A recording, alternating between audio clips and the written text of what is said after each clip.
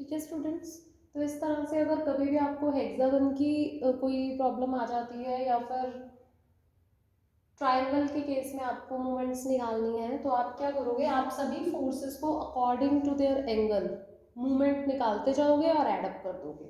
ठीक है, जैसे इसमें जब हम ओ के अबाउट निकाल रहे हैं मूवमेंट, तो आपके पास ये आपका रिजल्ट आ गया। बट अभी आपने परपेंडिकुलर डिस्टेंस पी देखना था, और परपेंडिकुलर डिस्टेंस पी का चाहे तो जैसे बुक्स में सीधा रिजल्ट लिखा हुआ है ओ ए साइन 60, आप वैसे भी कर सकते हो, और चाहे तो आप लोग परपेंडिकुलर अपनी ड्रॉ कर लीजिए, कोई भी एक ट्राइंगल उठा लीजिए। ये देखो ये सेम डिस्टेंस होता है, ये भी आर है ये भी आर है, इनके ऑपोजिट एंगल्स जो है वो बराबर होते हैं। ठीक है, और ये हमेशा इस एंगल को भी बाइसेक्ट करता है। टोटल एंगल 120 है ना, इसलिए जब आधा करोगे तो 60 ही रह जाएगा। तो अगर हम इस राइट एंगल ट्राइंगल में देखते हैं ना, ध्यान से देखो, तो ये हो जाएगा P अपॉन ओ ए, है ना, ये P परपेंडिकुलर डिस्टेंस है 60 के सामने है ना P upon O A is equal to sine 60। ठीक है, तो ये जो आपका P है वो ओ ए साइन 60 हो गया ना, दिस इज √3/2, और ओ ए जो है हर एक साइड हेक्सागन की 2√3 दे रखी है, तो ये भी क्या हो जाएगा 2√3, क्योंकि ये इक्विलेटरल ट्राइंगल बनती है, ये हेक्सागन की प्रॉपर्टी है। जब आप सेंटर से वर्टिसेस ज्वाइन करोगे तो you will get a equilateral triangle.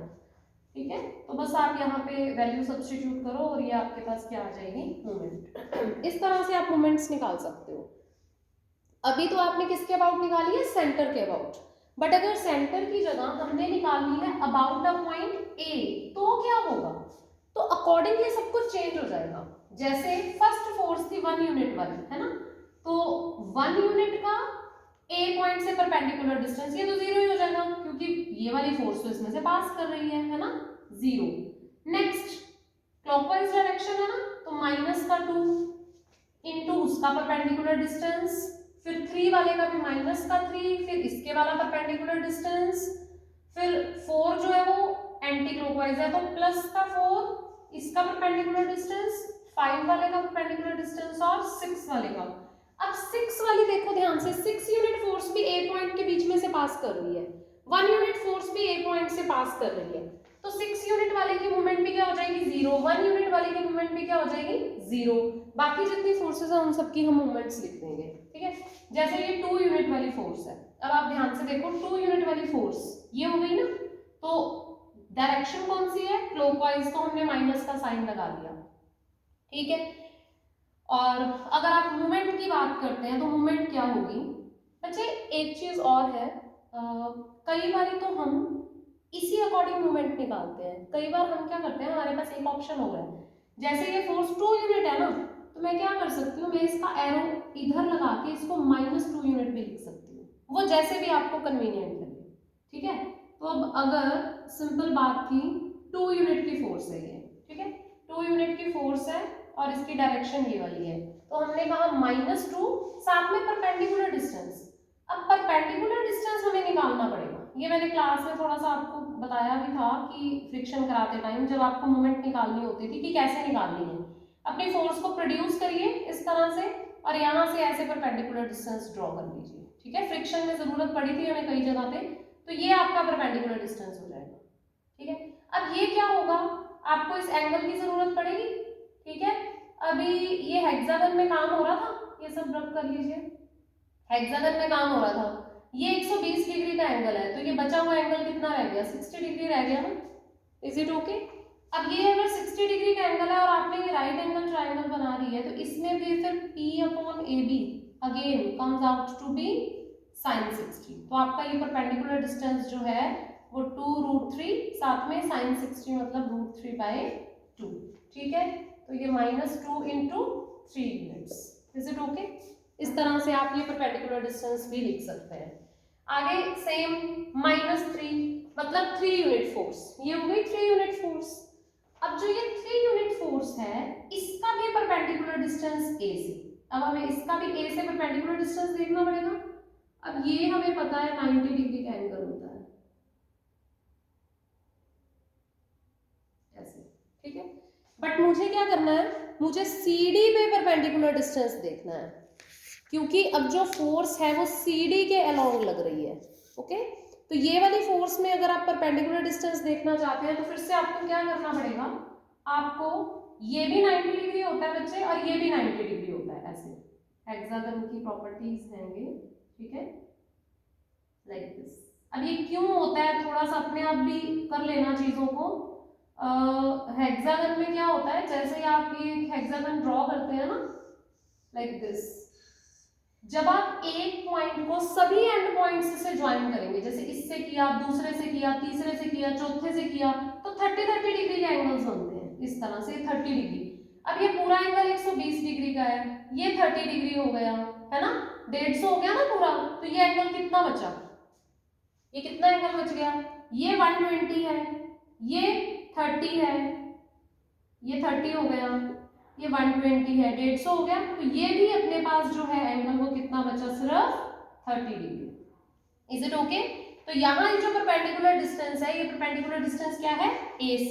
तो ये फिर से हमें निकालने के लिए क्या करना पड़ेगा, यहाँ पे राइट एंगल ट्राइंगल नहीं बनी, तो हर बार हमें थोड़ा सा डिफरेंट काम करना पड़ता है। अगर तो राइट एंगल ट्राइंगल बन जाती तो हम सीधा परपेंडिकुलर डिस्टेंस इवेल्युएट करते, बट यहाँ राइट एंगल ट्राइंगल नहीं बनी ना, इसलिए फिर परपेंडिकुलर डिस्टेंस निकालने के लिए हमें कोई साइन थीटा या कॉस थीटा का फॉर्मूला यूज करना पड़ेगा। वो हम कैसे करेंगे बच्चे, ट्राइंगल के अंदर आपको याद होगा, जब आप लोग कोई भी एंगल निकालते हैं, सपोज ये एंगल आपका थीटा है ना, तो कोस थीटा निकालने के लिए हमें क्या करना पड़ता है, जैसे ये कोई ट्राइंगल ऐसे ABC, कोई भी एंगल अगर आप निकालना चाहते हैं, सपोज मैं एंगल C निकालना चाहती हूँ, तो कोस ऑफ C जो होता है वो किसके इक्विवेलेंट होता है, इसके सामने वाली साइड को C बोल दीजिए, इसको A बोल दो और इसको B बोल दो। अब आपको याद होगा जब हम कोस C निकालते हैं तो ये A square plus B square minus C square divided by 2AB इसके इक्विवेलेंट होता है ना, ठीक है।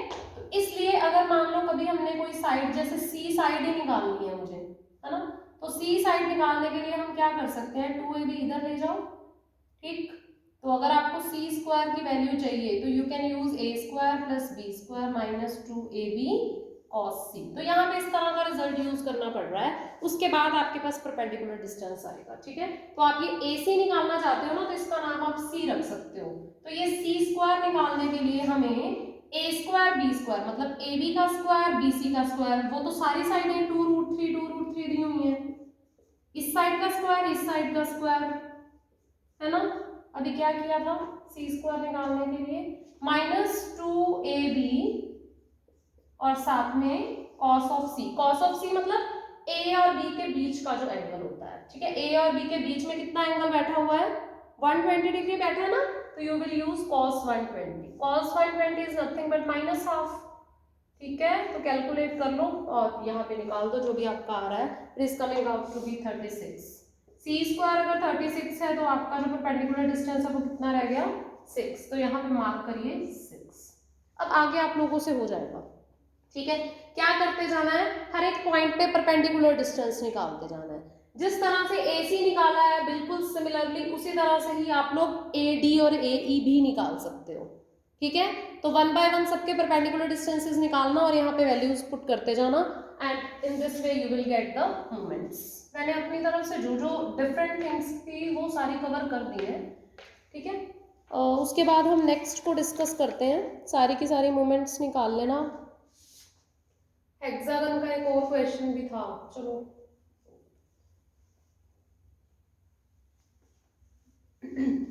नेक्स्ट देखिए। एक जैसे ये 5th एग्जाम्पल है, ये भी इम्पॉर्टेंट है काफ़ी, ये बहुत ही ज़्यादा आसान है, ठीक है। कैलकुलेशंस इसमें आप लोग कर लेना खुद से, मैं स्टेटमेंट क्लियर कर देती हूँ इसमें। 5th is easy as well as important also, important है ये। Let 4 forces of magnitude P, P, P and 2P act along the sides DA, AB, BC, CD of a square। सबसे पहले तो आप एक स्क्वायर ले लो ABCD, ठीक है। अब हमें बोला था DA से शुरू करना है, P AB की तरफ, फिर BC पे भी P और फिर CD पे क्या है 2P। इस तरह से फोर्सेस एक्ट कर रही हैं, ठीक है। Act along the sides of a square, find a point on AD। इस AD पे हमने कोई पॉइंट है वो निकालना है, such that algebraic sum of moments of forces about it vanishes। बस सिंपली इस साइड पे कोई भी ले लेते हैं ई, मान लेते हैं ए से कितनी दूरी पे है, सपोज एक्स दूरी पे है, ठीक है। तो आपको ये ऐसा पॉइंट निकालना है एडी पे कि सभी फोर्सेस की मूवमेंट्स का सम इसके अबाउट क्या हो जाएगा, 0। तो आप क्या करोगे, जैसे ये P है तो P की मूवमेंट एंटी क्लॉकवाइज है ना, तो P की मूवमेंट निकालोगे तो P इंटू परपेंडिकुलर डिस्टेंस कितना हुआ, x। लग रहा है पता, बिल्कुल सिंपल चीज है। इसी तरह से अगले P की, इसकी निकालोगे तो ये P है और परपेंडिकुलर डिस्टेंस कितना हुआ, a, तो प्लस PA। 2P का देखोगे तो हाँ जी, ये परपेंडिकुलर डिस्टेंस बचा ना, ये क्या हो जाएगा, a माइनस एक्स, और ये वाला P तो इस पॉइंट पे से पास ही कर रहा है, so you have to just substitute it to be equivalent to 0। P सारे के सारे आपके खत्म हो गए, तो आपके पास बचा क्या, you will get x minus 2x, minus का x, और ये 2a plus a is 3a, तो x is coming out to be 3a।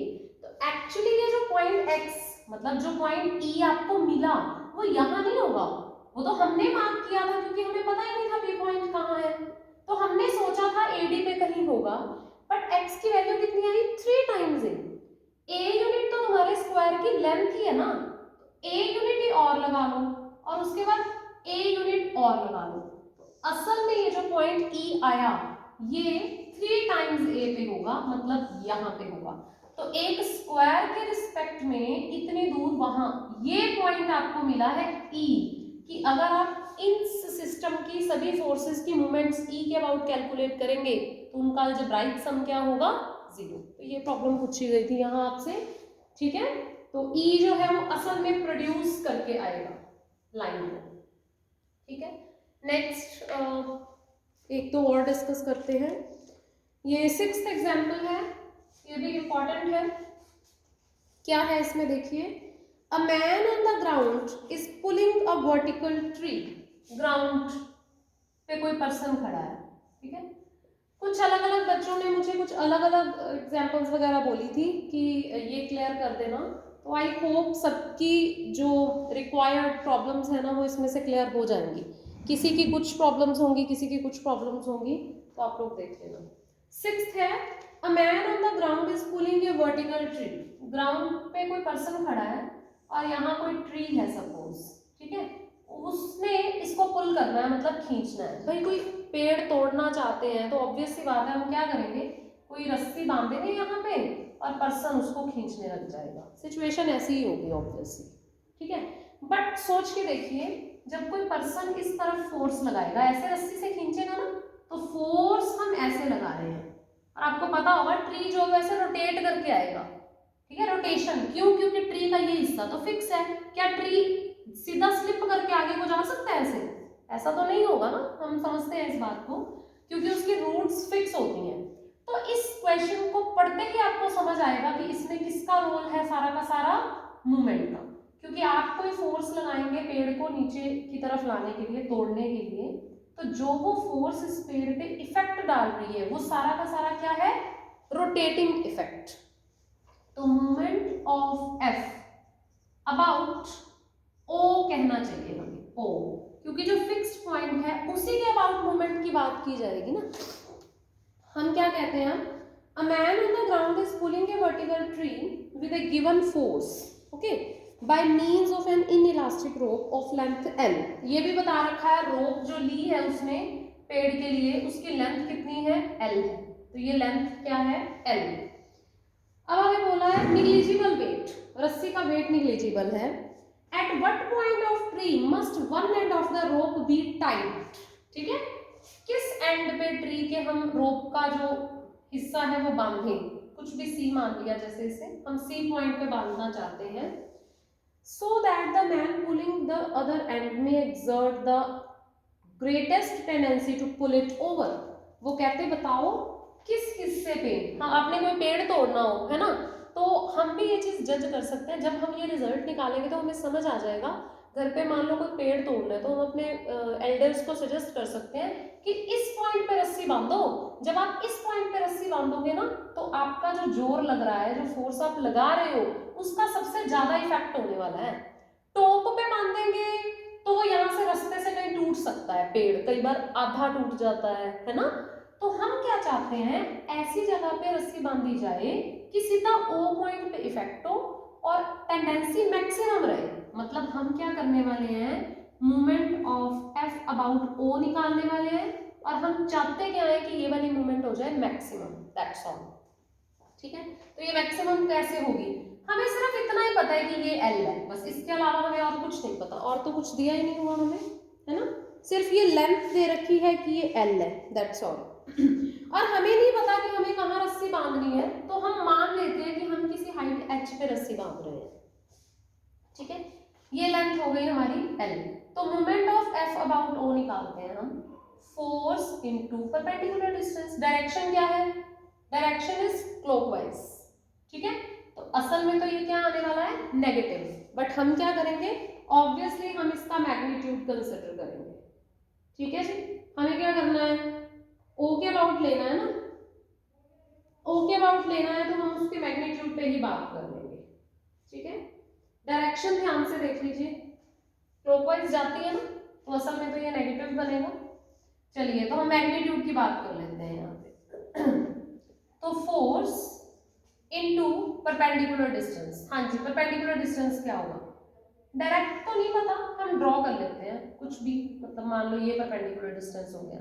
अब हमें यहाँ कुछ पता नहीं है, हम कोई भी एक आर्बिट्रेरीली एंगल चूज कर लेते हैं, क्योंकि हमें कोई एंगल दिया ही नहीं हुआ, तो हम अपनी तरफ से कोई भी एक एंगल मान लेते हैं।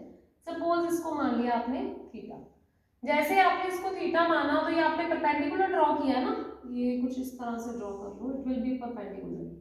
ये थीटा है 90 डिग्री है, तो ये 90 माइनस थीटा हो गया। उधर से ये भी वर्टिकल और हॉरिजॉन्टल टोटल 90 है, तो ये भी क्या हो गया आपका, थीटा। तो हमें ये दो एंगल्स पता लग गए, ये वाला भी और ये वाला भी। ठीक है, और वैसे हमें पूरी की पूरी लेंथ पता है, ये वाली लेंथ, ये लेंथ हमें पता है रस्सी की कितनी है, एल है। We are concerned with H actually. तो पहले हम अपना ये परपेंडिकुलर डिस्टेंस देख लेते हैं। ठीक है, ये परपेंडिकुलर डिस्टेंस